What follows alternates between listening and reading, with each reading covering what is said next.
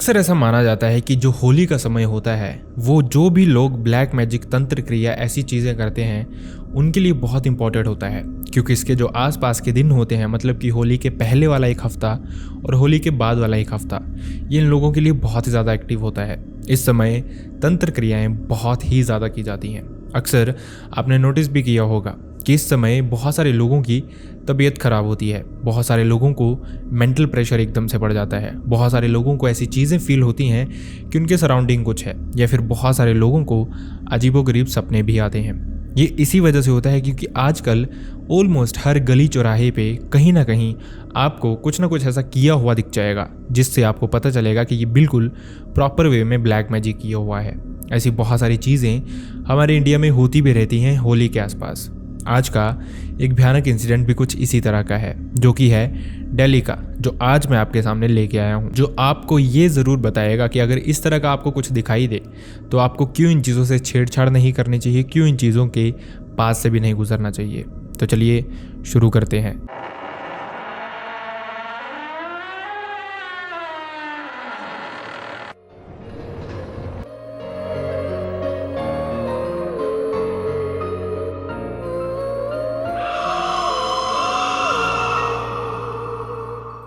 Hi and welcome back everyone.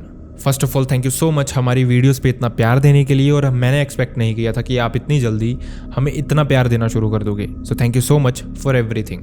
अब बढ़ते हैं इंसिडेंट की तरफ। ये इंसिडेंट है 2023 का।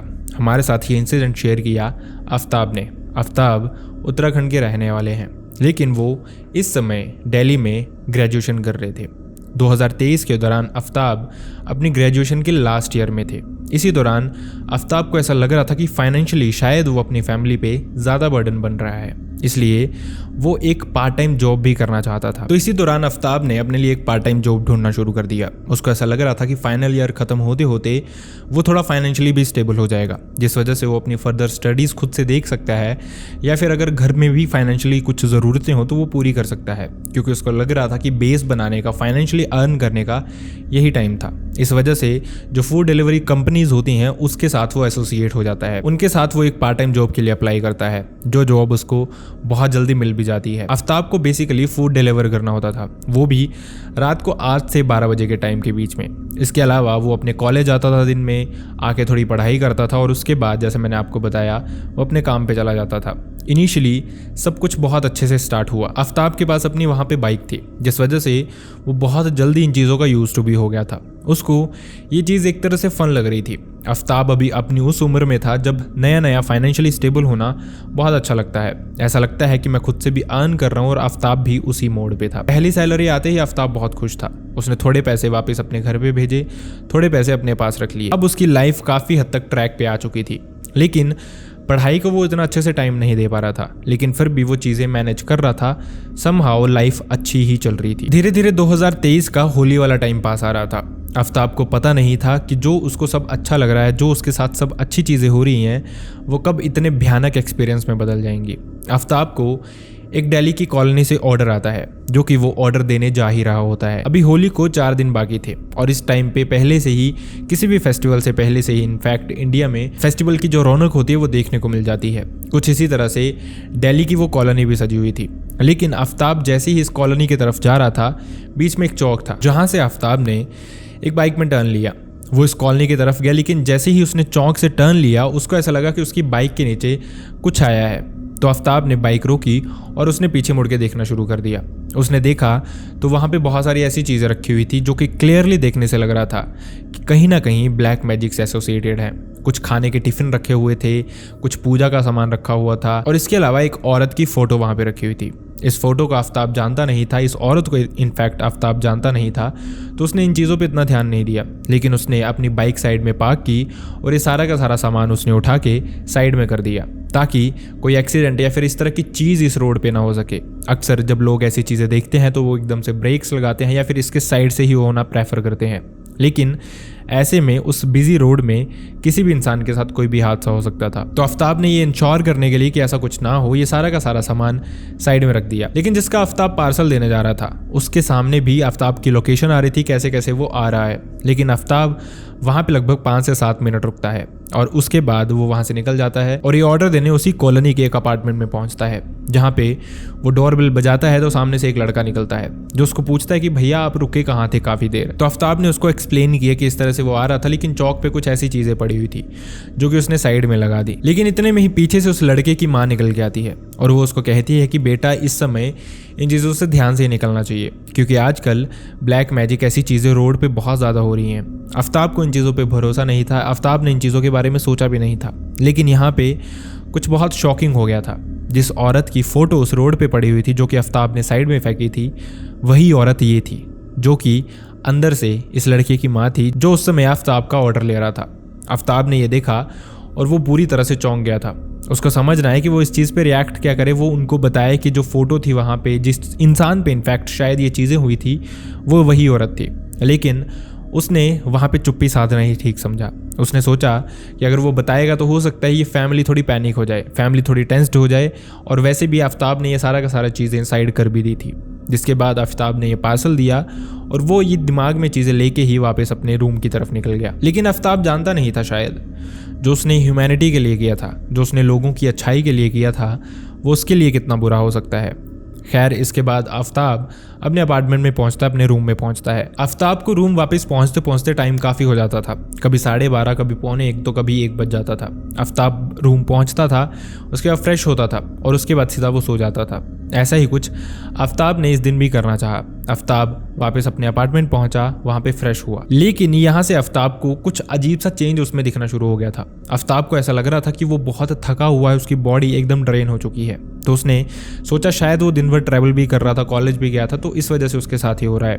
उसने सोना बेटर समझा। अगले दिन सुबह जब आफ्ताब उठा तो उससे उठा भी नहीं जा रहा था। उसको बहुत वीक सा फील हो रहा था, बहुत अजीब सा फील हो रहा था। तो वो वहाँ से पहले कॉलेज गया, कॉलेज से उसने आधी क्लासेस लगाई, जिसके बाद वो सीधा हॉस्पिटल निकल गया। उसने अपनी बॉडी के टेस्ट करवाए कि कहीं कोई विटामिन डेफिशिएंसी उसको हुई हो या फिर कुछ भी इस तरह की चीज़ हो। लेकिन आफ्ताब बिल्कुल नॉर्मल था। उसको समझ नहीं आ रहा था उसके साथ ही ऑल ऑफ सडन हुआ क्या है, क्यों वो इतना ज़्यादा वीक फील कर रहा है। आफ्ताब ने अपनी पूरी ज़िंदगी में ये पहली बार ऐसा फील किया था। और अभी 20 साल का वो लड़का था, ऐसा भी नहीं था कि काफ़ी एजड हो गया था, जिस वजह से उसके साथ ये चीज़ें हो रही थी। आफ्ताब ने उसके बाद थोड़ा जूस वगैरह पिया। उसको लगा क्या पता उसको डिहाइड्रेशन हो गई हो, गर्मी वगैरह हो गई हो, जिस वजह से उसके साथ ये सारी चीज़ें हो रही हैं। उसके बाद वो वापस अपने अपार्टमेंट चला गया। थोड़ी देर वहाँ पे उसने रेस्ट ली, थोड़ी देर उसने वहाँ पे पढ़ाई करने की सोची, लेकिन वो कर ही नहीं पा रहा था, वो फोकस ही नहीं कर पा रहा था किसी चीज़ पे। खैर, उसके बाद फिर से उसने वापस अपनी जॉब पे जाना चाहा। 8 बजे के अराउंड का टाइम हुआ था। वो फिर से ऑर्डर लेने चला जाता है। वो अलग अलग जगह डिलीवरीज देता है और उसके बाद वापस अपने अपार्टमेंट पहुंचता है। लेकिन अब आफ्ताब की जो प्रॉब्लम्स थी वो और ज़्यादा बढ़ने लग पड़ी थी। आफ्ताब को ऐसा लग रहा था कि उसके सराउंडिंग कोई ना कोई है। हमेशा डर में आफ्ताब रहने लग पड़ा था। उसको ऐसे अजीबोगरीब से वहम होने शुरू हो गए थे। उसको ऐसा लगता था कि जैसे उसके कमरे में कोई घूम रहा है। उसको अजीब सी आवाज़ें आती थी। जैसे आफ्ताब अपने कमरे में पहुंचता था वहाँ पे कुछ भी नहीं होता था। ऐसा भी नहीं था कि कोई चीज़ उसको हार्म कर रही थी, कोई चीज़ उसको परेशान कर रही थी, लेकिन एक प्रेजेंस, एक अजीब सा डर, थकावट, ये आफ्ताब को फील हुए जा रही थी। उसका सर उसको बहुत भारी लग रहा था, जैसे पता नहीं उसके सर पे किसी ने कोई चीज़ रखती हो। आफ्ताब समझ नहीं पा रहा था। उसने डिस्प्रिन खाई और उसने सोचा कि अब वो सो जाएगा तो शायद थोड़ा बेटर फील करेगा। लेकिन इसके बाद भी आफ्ताब सो ही नहीं पा रहा था।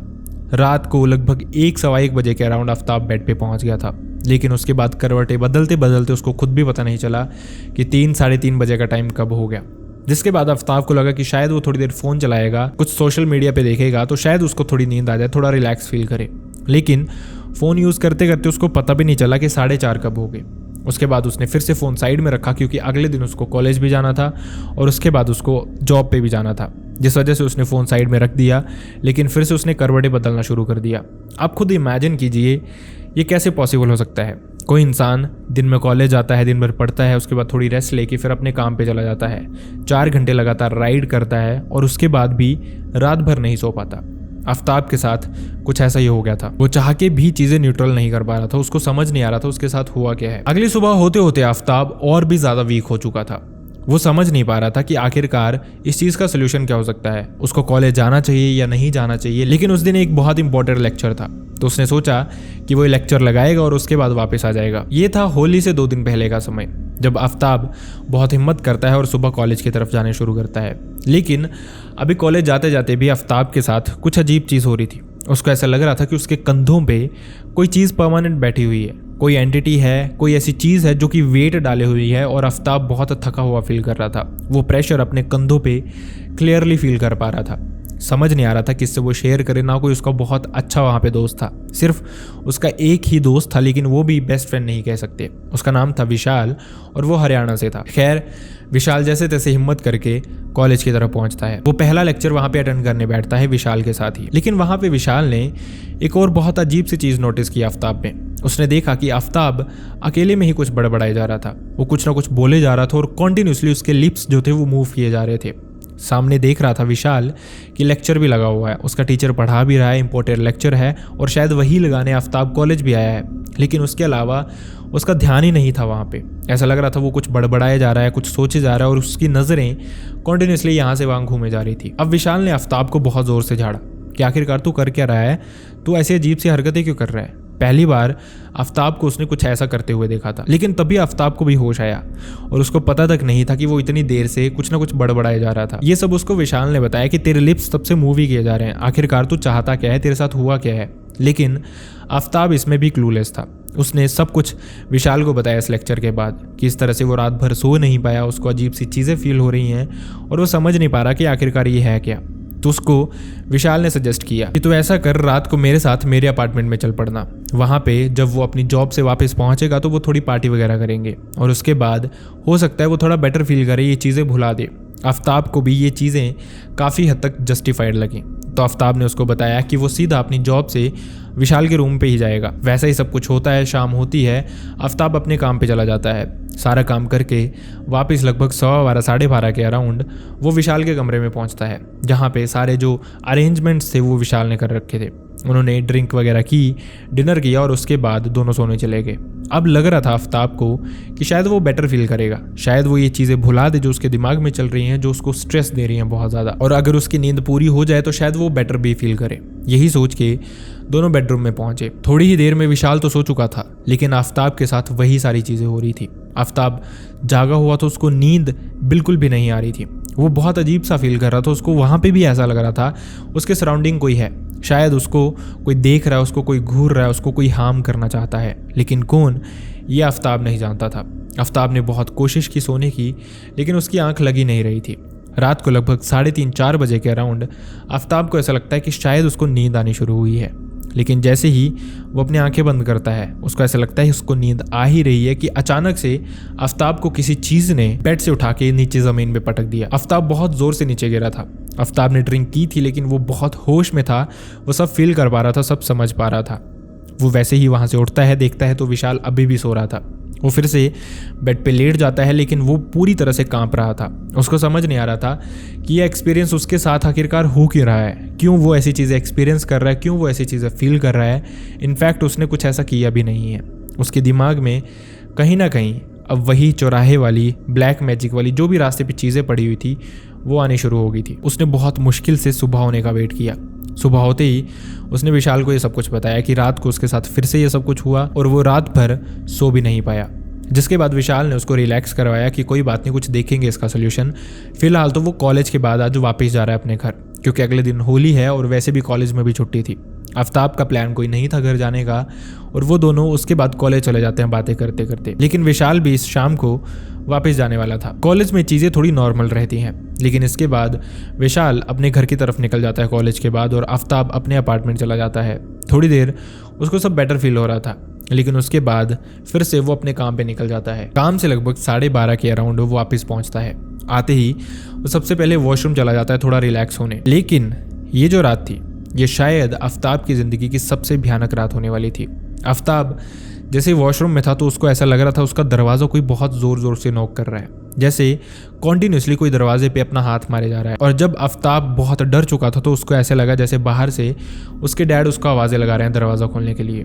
आफ्ताब जानता था कि कोई भी उसके घर पे एंट्री नहीं कर सकता। इनफैक्ट उसके डैड इस समय तो घर पे आ ही नहीं सकते। दरवाज़ा उसने बाहर से लॉक किया था, लेकिन वो बहुत डर चुका था।